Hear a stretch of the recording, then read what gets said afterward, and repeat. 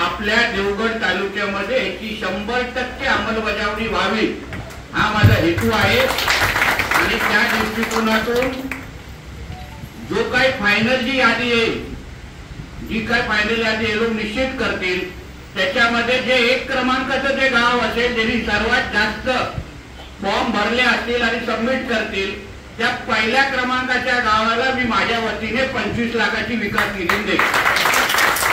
त्याचबरोबर दुसऱ्या क्रमांकाचं जे गाव असेल त्याला मी 15 लाखाची विकास निधी देईन आणि तिसऱ्या क्रमांकाचे गाव असेल त्याला माझ्या वतीने 10 लाखाची विकास निधी देईन।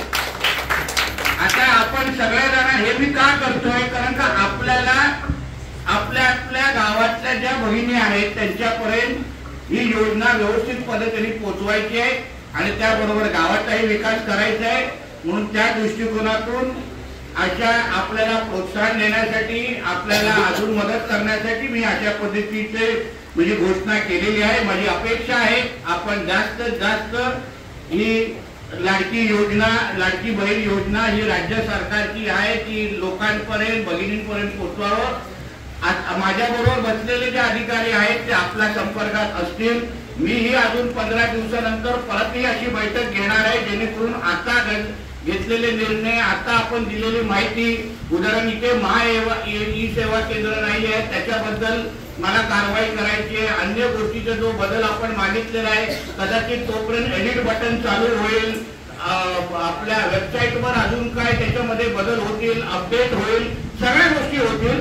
म्हणून आपण फार बारकाईने, माझी अपेक्षा आहे राज्य सरकार किंवा मुख्यमंत्री आणि यांनी जेव्हा राज्याचा आढावा घेतील आणि ही योजना कुठल्या मतदारसंघामध्ये, कुठल्या तालुक्यामध्ये अतिशय 100% अंमलबजावणी झालेली आहे, व्यवस्थित तिथे अंमलबजावणी झाली, ती जी नावं घेतील त्याच्यामध्ये मला माझा देवगड तालुका हवा आहे। म्हणून माझा हा करण्याचा प्रयत्न आहे। म्हणून आपण सरपंच म्हणून, प्रतिनिधी म्हणून, राजकीय कार्यकर्ते म्हणून इथे जे सरपंच आले नसतील, आपले सहकारी आहेत, त्यांच्यापर्यंत ही माझी माहिती पोहोचवा आणि ही योजना आपल्या देवगड तालुक्यातल्या सगळ्या भगिनींपर्यंत पोहोचली पाहिजे, त्या दृष्टिकोनातून आपण काम करा। त्यासाठी दाखला देण्यासाठी आपण इथे कॅम्प घेऊ शकतो का, ते येणाऱ्या दिवसामध्ये आपण आपल्या माध्यमातून राबवू, जेणेकरून तुम्हाला अजून मदत होईल आणि त्या दृष्टिकोनातून ही योजना पण व्यवस्थित पद्धतीने राबवली जाईल। म्हणून हा आमच्या सगळ्यांचा एक छोटासा प्रयत्न आहे।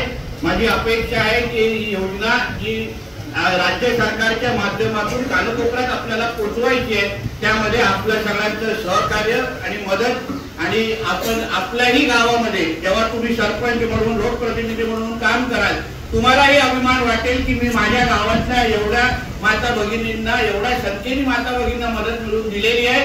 हे अभिमान मानण्यासारखी गोष्ट आहे। म्हणून ह्या गोष्टी, ह्या सगळ्या बाबतीमध्ये अजून 15 दिवसानंतर आपण परत एकदा भेटू। परत एकदा संबंधित अधिकाऱ्यांनी माझ्या सूचनेनुसार आमचे प्रांत कंट्रोलीतून आलेले आहेत आणि अन्य संबंधित अधिकाऱ्यांनी जे आम्हाला सहकार्य केलं, माहिती दिली, प्रश्नांची उत्तरं दिली, त्याचबरोबर आपण सगळेजण जे देवगडच्या कानकोपऱ्यातून इथे आलेला आहात, आमचे पत्रकार मित्र जे इथे घडलेली घटना, प्रत्येक गोष्टी जे जनतेपर्यंत पोहोचवतील, ही योजना अजून प्रभावी अंमलबजावणी करण्यामध्ये त्यांचाही मोठा हातभार लागेल असा माझा विश्वास आहे। म्हणून आपल्या सगळ्यांचे मनापासून मी आभार मानतो, इथेच थांबतो। जय हिंद, जय महाराष्ट्र।